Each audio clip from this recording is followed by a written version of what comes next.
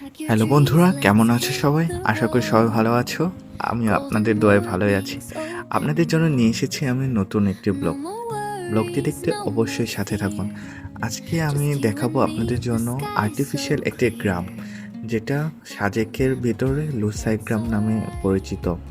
এটি একটি আর্টিফিশিয়াল গ্রাম হলেও সৌন্দর্যের দিক থেকে কোনো মতে আর্টিফিশিয়াল লাগে না, সম্পূর্ণটাই মনে হয় এটি রিয়েল একটি গ্রাম।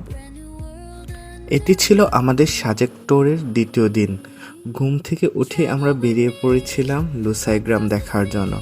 টিভিতে বা কারোর ব্লগে অনেক লুসাই গ্রাম দেখেছি, কিন্তু নিজে আসবো এটা কখনো কল্পনা করিনি। যেহেতু আমরা সাজেকে এসেছি, তাই আমার সারা রাত শুধু চিন্তা করেছিলাম যে কবে লুসাই গ্রামে যাব। তাই তো ঘুম থেকে উঠেই লুসাই গ্রামের উদ্দেশ্যে আমরা বেরিয়ে পড়েছিলাম।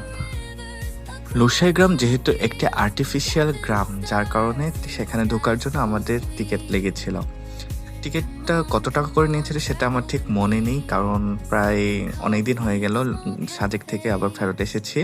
তারপর আমরা টিকিট কেটে গ্রামের ভিতরে ঢুকেছিলাম। লুসাই গ্রামে ঢুকেই আমার প্রথমে চোখ পড়ল দোকানদার ছাড়া দোকান। বিশ্বাসের কি অনন্য নিদর্শন! সব জিনিসপত্রের দাম সেখানে লিখে দেওয়া আছে, আর সেখানে দোকানদার নেই, কিন্তু আপনি যেটা কিনবেন সেটা কিনে বক্সের মধ্যে আপনার প্রয়োজনীয় জিনিস নিয়ে টাকাটা দিয়ে যাবেন। এরকম বর্তমান যুগে কোথায় পাওয়া যায়? কোনোখানেই না। এই লুসাই গ্রামে এসে এই সুন্দর একটি নিদর্শনটা দেখলাম। লুসাই গ্রামটা যত দেখছিলাম তত মুগ্ধ নয়নে চেয়েছিলাম, কারণ এতটা সুন্দর আর্টিফিশিয়াল গ্রামও হয় সেটা কল্পনা করতে পারিনি। আর্টিফিশিয়াল হয়ে কত সুন্দর গ্রাম, আর বাস্তবে যদি হতো তাহলে তো বলার ভাষায় নেই। আর যেহেতু আমি একজন আদিবাসী ছেলে, সেহেতু আমার এই জিনিসগুলোর প্রতি টান একটু বেশিই থাকে। আর আমি গারো সম্প্রদায়ের, আমার অনেক ইচ্ছা যে অন্যান্য জাতিগোষ্ঠীর কৃষ্টি কালচার এগুলো দেখার, কিন্তু সময় হয়ে ওঠে না, চাকরিজীবী মানুষ। এই লুসাই গ্রামে এসে তাদের সংস্কৃতি দেখে আমার অনেক ভালো লাগছিল, আর শুধু তাদের ঐতিহ্য জিনিসগুলো দেখছিলাম বারবার করে। অনেকটা আমাদের গাঁওদের সাথে কিছুটা মিল রয়েছে, আবার কিছুটা অমিল রয়েছে, কিন্তু আদিবাসী তো আমরা সবাই, যার কারণে মোটামুটি অনেকটাই মিল ছিল। একটি আদিবাসী গ্রামে যা থাকার সবগুলো এখানে ছিল। শুধুমাত্র দেখার মতো জিনিস না, তাদের কৃষ্টি কালচার এবং তাদের পোশাক আশাক থেকে শুরু করে তাদের গ্রামের মধ্যে কি হয় সবগুলো এখানে বর্ণনা করা ছিল। সব থেকে আমার পছন্দের জায়গা হচ্ছে তাদের এই ঘরগুলো, পাহাড়ের যে মাচাঙ্গর, এটা অনেক সুন্দর লাগে আমাদের কাছে। প্রায় সকল আদিবাসীদের ঘরেই এরকম মাচাং ঘর। আমাদের গারোদেরও এরকম মাচাঙ্গর ছিল, কিন্তু এখন আমরা যারা বাংলাদেশে থাকি আমাদের এখানে মাচাঙ্গর খুবই কম। কিন্তু পাহাড়ে বা ইন্ডিয়াতে যে গারোগুলা থাকে তাদেরও এরকম পাহাড়ি মাচাঙ্গর, যার কারণে আমার এটার প্রতি আকৃষ্ট অনেক বেশি। মাচাং ঘরগুলোকে দেখে নিচে নামতেই দেখে সুন্দর একটি মঞ্চ, সেখানে বসার জায়গাও আছে। হয়তোবা এই মঞ্চতে কোনো অনুষ্ঠান হয়ে থাকে বা নাটক বা বিচার কার্য হয়ে থাকতে পারে, কারণ আমরা জানি আমাদের আদিবাসীদের একজন নেতৃত্বস্থানীয় ব্যক্তি থাকে বা গোত্রপ্রধান থাকে, সে হয়তোবা এইগুলাতে বসে বিচার কার্য সম্পাদন করে থাকতে পারে। যদিও বা আমি এই বিষয়ে তেমন জানি না, তারপরেও আমি যেটা কিছুটা জানি সেই বিষয়ে বললাম। গ্রামটা ঘুরে ঘুরে দেখছিলাম, ভালোই লাগছিল। সকালের মিষ্টি রোদ সাথে এত সুন্দর একটি গ্রাম, যা বলে বোঝাতে পারবো না। সারাক্ষণ শুধু ঘুরছিলাম আর দেখছিলাম। আমাদের সাথে অনেক মানুষ আসছিল, তারাও ঘুরছিল। আবার অনেকেই দেখছি যে এখানে বোমদের পোশাক ভাড়ায় পাওয়া যায়, সেটাও পরে ঘোরাঘুরি করছিল। ভালোই লাগছিল দেখতে।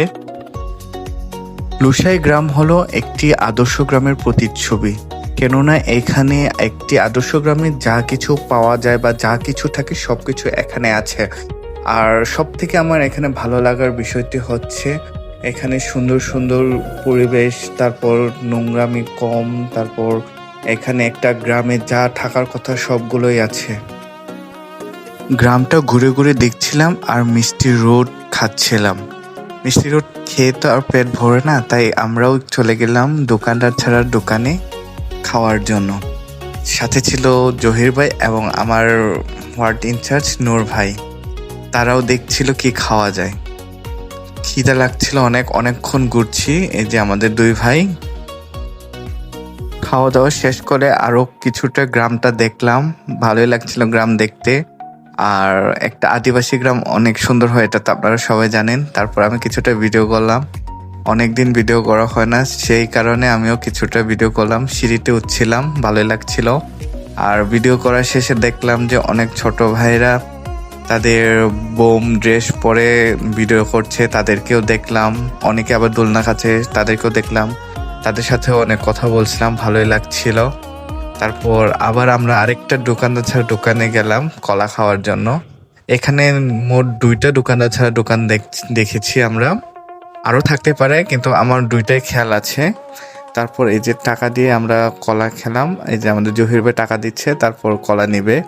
এখানে কলার দাম অবশ্য লেখা আছে, সাথে দেখেন কলা অনেকগুলো এবং বিন্নি চালও রাখা ছিল। আমরা শুধু কলাই নিয়েছিলাম। কলা ভালো ছিল, পাহাড়ি কলা, যেহেতু জুমের কলা, কিন্তু কাঁচা ছিল, আর একটু পাকলে হয়তো বা আরও ভালো লাগতো। খাওয়া দাওয়া শেষ করে আমরা লোসা গ্রাম থেকে বের হয়ে গিয়েছিলাম। একটা আর্টিফিশিয়াল গ্রাম যে এত সুন্দর হতে পারে জীবনে কল্পনাও করতে পারিনি।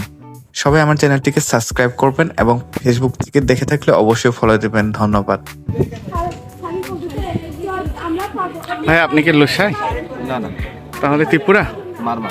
মারমা। আমিও গারো, ময়মনসিং থেকে আসছি।